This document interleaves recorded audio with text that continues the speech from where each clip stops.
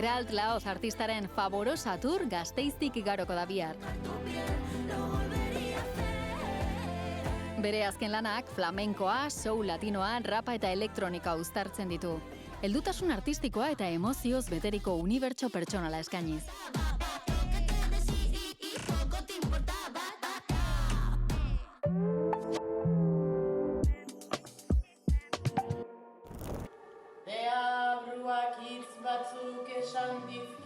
Furfuria dantza ikuskizunak ahotsa eta mugimendua lantzen ditu.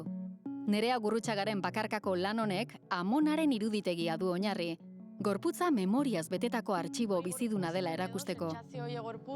Bihar estreinatuko da Donostiako Gazteszenan. Egon za momentu batean haserrearen emozio hori.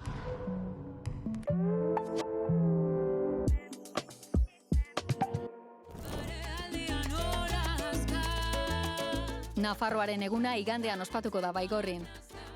Basaizea elkarte kulturalak antolatuta, dantza, musika eta haurrentzako hainbat ekimen izango dira.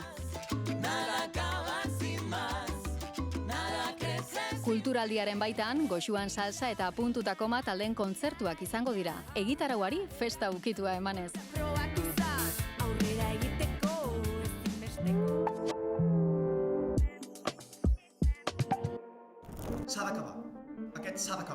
Trabi antzeslanak, Uriol Pla zuzendari eta aktorearen familia omentzen du.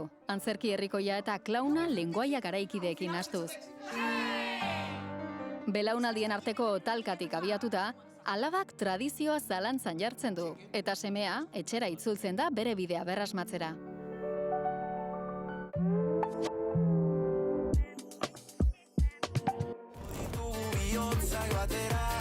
ETS talde arabarrak bihotzen konkista ikuskizuna Madrilgo Movistar Arenara eramango du bihar. Emanaldiak taldearen musika eta hainbat adierazpen eszeniko batuko ditu, euskal kultura ospatuz. ETV baten 9:00 laurden gutxietatik aurrera zuzenean ikusi ahal izango da, eta ETV honen ere ikusgai egongo da, non nahi eta noiz nahi.